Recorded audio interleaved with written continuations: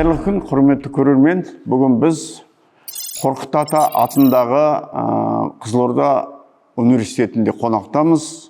Кеше ғана мемлекет басшысы Қасым-Жомарт Кемелұлы Тоқаев Астана Хаб технопаркіне барып, осы елімізде жасанды интеллект бойынша халықаралық орталық ашу туралы жұмыс жүргізді. Министр мырзамен бірге отырып, сол жердегі үлкен қозғалыстар, үлкен жобалармен танысып, осындай орталық ашуға өзінің келісімін, қолдауын көрсетті. Осыған орай осы жерде елімізде осы жасанды интеллект сферасында, робототехника сферасында, креативті индустрия, креативті технология сферасында, яғни саласында 1000 оқушыны оқыту және 1000 ұлттық мамандарды әзірлеу туралы осындай жобаға қолдау көрсетті. Тура бүгін біз осындай үлкен жоба, үлкен жұмысты бастап кеткен оқу орнында отырмыз. Яғни, жаңа мен айтып отқан Қорқыт Ата атындағы Қызылорда университетінде мынау Оңтүстік Корея университетімен, сол мемлекетімен, сол мемлекеттің министрлігімен бірлесе отырып, осы университеттің базасында үлкен орталық институт ашылып отыр. Сол институттың жұмысы жүргізіліп жатыр. Және біз бүгін осы подкастымызды осы Қызылорда университетінің базасындағы жасанды интеллект орталығының директоры Қалмырзаев Нұрлан Серікұлымен өткізгелі отырмыз. Нұрлан Серікұлы, біздің шақыруымызды қабыл алып, уақыт бөліп, келісім бергеніңізге үлкен алғысымызды білдіреміз. Мына жасап жатқан бастамаларыңызға үлкен сәттілік тілейміз. Бұл үлкен, былай қарағанда Қазақстанның басқа университеттерінде енді дәл осындай үлкен жоба бар ма жоқ па мен білмеймін. Бірақ қазіргі кездегі үлкен бір стартап жоба енді, өте жаңалығы үлкен. Сондықтан бірінші сұрағымыз өзіңізге осы жобаның мән жайы айтып берсеңіз, жалпы неден басталды және оның мазмұны қалай, қандай жоспарлар, қандай мақсаттар қойылып отыр? Қайырлы күн, рахмет шақырғандарыңызға. Жалпы барлығы білет, осы 23 жылы президентіміз Қасым-Жомарт Кемелұлы өзінің жолдауында қыркүйек айындағы осы университеттер ашу, жасанды интеллектті дамыту туралы алға мақсат қойған еді. Осы бағдарламаға дейін, жолдауына дейін біз осы Корея Республикасымен жасанды интеллект саласында интеграция жасау туралы, коллаборация жасау туралы жалпы жұмыстарымызды бастаған едік. Осы жолдаудың арқасында тағы да бұл бізге үлкен серпіліс болды. Өзіміздің жұмысымызды дұрыс бағытта келе жатқанымызды көріп, әрі қарай өзімізді жұмысымызды жандандыра түстік. Жалпы енді жасанды интеллект саласы Қазақстанда қандай дәрежеде қазір келе жатыр. Бұл тек қана біздің Қорқыт Ата университеті ғана емес, бүгінгі таңда жетекші оқу орындары осы жасанды интеллект саласымен айналысып жатқандар бар. Оның ішінде жетекші бұл Назарбаев университеті.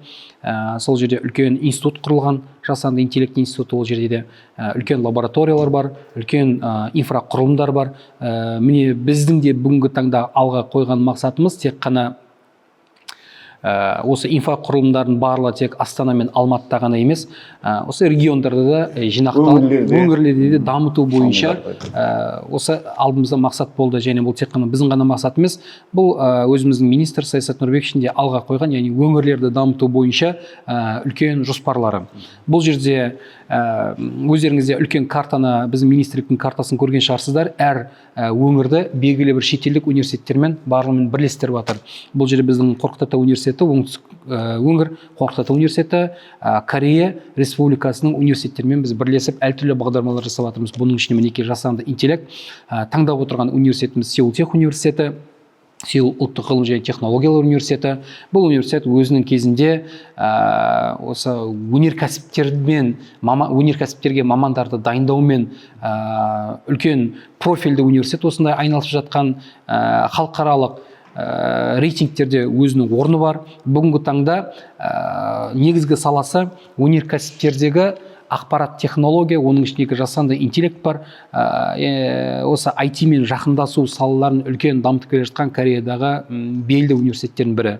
Сеул қаласында ұлттық университеттер негізі 3-4 университет бар еді. осы биылғы рейтинг бойынша тек қана осы біздің байланысып отырған Сеул ұлттық ғылым университеті, технология университеті ғана ұлттық деген дәрежесін ғана ұстап қалды, қалған университеттерден ұлттық дәрежесі кетіп қалды.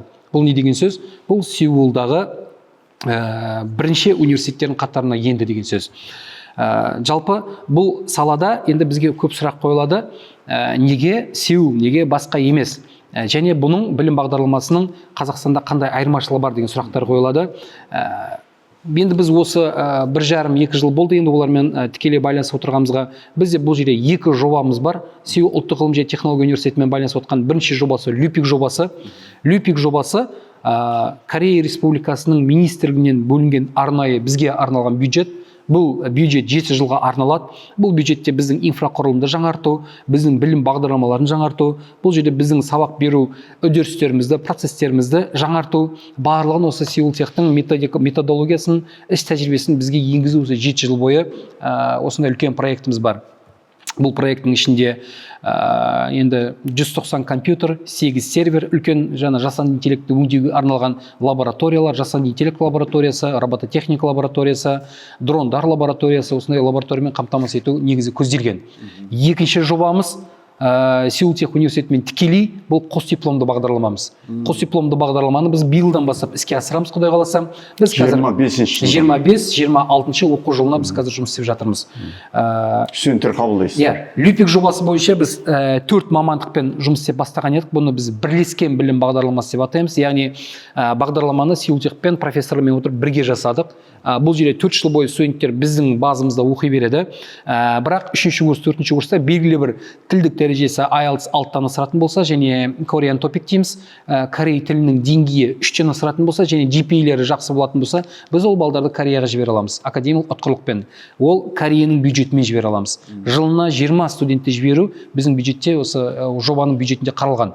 Және жылына 2-3 профессордан Кореядан бері қарай жіберу бюджет бойынша қаралған. Біздің мұғалімдерді ол жаққа жіберіп оқытып алу қаралған бюджеттің ішінде. Және де осы бюджет бойынша жалпы 6 докторант, 4 магистранты Кореядан магистратура және PhD-ға оқытып алуға осы бюджеттің ішінде қаралып отыр. Яғни үлкен Корея Республикасын қазір осы бірлескен білім бағдарламаны дамытуға арналған үлкен бюджет қаралып отыр. Енді бұл бюджетте тегіннен олар бізге қарастырып отырған жоқ. Ол үлкен тарихи оның өзінің себебі бар. Өйткені бұл енді Хомбондо деген үлкен олардың генералдары бар. Сол кісінің сүйегі, енді депортация кезінде біздің Қызылордаға келген, сол кісінің сүйегін осы жерде жерленген. Қызылорда, Қазақстан халқы, кәріс халқына құрметтеп, ол кісіге үлкен мемориал тұрғызған. Соның арқасында сол кісінің құрметті біз жасаған құрметімізге орай ол кісілер енді бізге осындай үлкен жоба беріп отыр. Енді Нұрлан Серікұлы, жалпы осы атқарылып жатқан жұмыстардың барлығының түпкі мақсаты не? Яғни біз қандай мамандарды дайындап шығарамыз, және Қызылорданың өңіріне, енді ол тек Қызылорда өңірінде қалмайды ғой, басқа да өңірлерде үлкен мамандар болып шығуы мүмкін. Осы жаңа мамандардың жаңа легі Қазақстанның индустриясына, Қазақстанның экономикасына қандай өзгеріс әкелуі мүмкін? Жалпы енді біз бұл студенттерді дайындап жатқан кезде біз тек Қызылорда деп отырған жоқпыз, және тек Қазақстан ғана деп отырған жоқпыз. Біздің студенттеріміз ол халықаралық аренада өзінің көрсете алатын жақсы маман болып шығады. Өйткені енді өздеріңіз біздің бағдарламамызды көретін болсаңыздар, сабақтарымыз ағылшын тілінде, кәріс тілі қосымша беріліп жатыр. Оларға осы ең бірінші тәжірибелі профессорлардың шетелден келген солардың дәрістерін алып жатыр. Және ол балдар әрине ол тек қана бір регионда ғана қалып қоймайды. Біздің негізгі бағытымыз бұл жерде алып отырған бұл data science бағыты, жасанды интеллекттің ішіндегі data science деген болады, мәліметтерді өңдеу бағыты. Қазір бізде Қазақстанда болсын, әлемде болсын, осы data science саласындағы мамандар өте тапшы болып тұр. Енді осы жасанды интеллекттің ішіне кіретін болсақ, жасанды интеллекттің алгоритмін жасайтын адамдар болады. Олармен жасалып жатыр, ол үлкен-үлкен жобалар бар. Мысалға Қытайдың қазір деген data science алгоритмдерін жасаған жобалар өте мықты. Біздің қазір мынау сергектеріміздің ішіндегі барлық алгоритм сол Қытайдың профессорларын жасаған үлкен алгоритмдер тұр. Ал біз екінші саласы соның мәліметтерді өңдеу саласына кіргіміз келіп тұр. Бұл мәліметтерді өңдеу саласы неге қажет? Біздің өндірісті жоспарлауға, біздің өндірісіміздің алдағы 10 жылдағы, алдағы 20 жылда қай жағынан қай бағытқа жүруге болады, соны жоспарламыз. Яғни бізде қазір мысалы өзіңіз білетіңіз, ЕГОВтың өзінде де өте мәлімет өте көп, бірақ біз оны өңдей алмай жатырмыз. Өңдей алатын бізде біріншіден мамандарымыз тапшы, екіншіден біздің инфрақұрылымымыз, Қазақстанның инфрақұрылымы жетпей жатыр. Өйткені ол жерге есептеуіш машиналар, серверлердің өте үлкен көлемде керек. Ол Қазақстанда жоқ ол машиналар. Қазір енді осы кеше ғана Қасым-Жомарт Кемелұлының осы неге барған кездегі, Астана хабқа барған кездегі алға қойылған негізгі мақсат инфрақұрылымды жөндеу, есептеуіш машиналарды дұрыстау, күшейту. Егер осы машиналардың бәрі күшейтілген жағдайда біз өзіміздің мәліметтерімізді сол жақтан өңдейтін болсақ, бұл әрине Қазақстанға кәдімгідей медицина саласына үлкен серпілістер әкеледі. Кешегі мысалға вакцинаның кезінде неше жыл кетті, бізге 1,5-2 жылдай оны уақыт кететін болса, үлкен серверлердің ішінде, бұның 1 ай, 2 айдың ішінде үлкен шешімдер табуға болады. Мәліметтер өңдеу деген не деген сөз? 100 профессордың отырып ойланғанын бір алгоритм ойланып, бір күнде шығарып бере алатын дәрежеге жетеміз. Жасанды интеллекттің көмегімен, яғни жасанды интеллект болғанда, ол жасанды интеллект, ол жайдан жай аспаннан түскен бір ертегі емес, адамның қолдан жазған программасы. Ол программаны жүргізу үшін мықты есептеуіш машиналар керек. Біздің қазіргі алып отырған бағытымызда осы дата менеджмент, осы 24-25 оқу жылына біз енді 2 бағдарламамен кіреміз. Бірінші бағдарлама ол бізде дата менеджмент саласы, яғни дата сайенс мамандарын дайындаймыз. Екінші AI архитектор, яғни осы алгоритмдерді жазатын мамандар дайындаумен кірісеміз. Жалпы алдағы уақытта Қызылорда, Қорқыт ата Қызылорда университеті бір осы IT технология, жасанды интеллект бойынша бір хабқа айналуы мүмкін ғой енді. Енді өңірлік, иә. Оған яғни Қызылорданың жастары ғана емес, басқа өңірлерден студенттер келіп түсуге мүмкіндіктері болады ғой. Осы 25-26 оқу жылында сіздер сол бакалавриатқа қабылдайсыздар. Әрине. Өте қазір бізде амбициозды, бізде үлкен жоспарымыз бар. Қызылордада қазір өздеріңіз білесіздер, экономикалық тұрғыдан қарағанда бізде суымыздың тапшылығынан, мұнайдың тапшылығынан біз қазір интеллектуалды ордаға айналу жоспарымыз да бар. Яғни Қызылорда өңірінде үлкен IT хаб тұрғызу, біз бұны сыр силиконовая долина деген сияқты сыр алқабы дейміз. Яғни сырдың цифрлық алқабы деген біз қазір дайындап жатырмыз. Бұл жерде үлкен бізде жоспарларымыз көп. Осы 28 жылы бізде Қызылорда өңірінде газ арқылы үлкен электростанциялар тұрғызылады. Ол біздің электрімізді жеңілдететін болса, үлкен серверлік, үлкен компаниялар осы жаққа, дата центрлер осы жаққа келе бастайды. Бізде жоспарымыз үлкен дата центрлер құру, телекоммуникациялық компанияларға арналған Қызылорда облысында келіссөздер жүргізіп жатырмыз. Және біздің негізгі мақсатымыз университет Қызылорда облысының өндірісін, осының экономикалық бағытын қалыптастыратын негізгі драйверіне айналғымыз келеді. Яғни университеттердің негізгі мақсаты құрылған кездегі сол ғой. Яғни біздің Қызылорданың облысының университет жаңағы қала тұрғызушы, градообразующий дейміз ғой, қала тұрғызушы орталығына айналғымыз келеді. Бұл жердің өзінде біз кешегі 4 бағдарламамызды жүргізген өзімізде, біз тек қана Қызылорда емес, бізде басқа өңірлерден студенттер келіп қазір бізге оқуға түсті. Бізде осы батыс, оңтүстік регионның бүкіл студенттер қазір бізге оқып жатыр. Қос дипломды жүргізген кезде бізге қазір солтүстік региондардан бізге үлкен запростар түсіп жатыр. Бізде қазір сұраныстар бізге келіп оқиық деген. Өйткені 2 жыл Қазақстан, 2 жыл Корея. Бірінші, екінші курс Қазақстанда оқиды, 3-4 курсты Кореяда оқиды да, бітіргеннен кейін Кореяның мен Қазақстан екеуін дипломын алып шығу. Бұл мүмкіншілік барлығына бірдей берілмейді. Керемет. Нұрлан Серікұлы, енді мынандай үлкен инновациялық орталықты басқару, институты басқару оңай емес. Қаншама керемет жаңа бір жобалар бар, халықаралық деңгейде атқарылатын. Енді осыны өзіңіз басқарып отырсыз. Өзіңіз туралы қысқаша мәлімет естісек деп едік.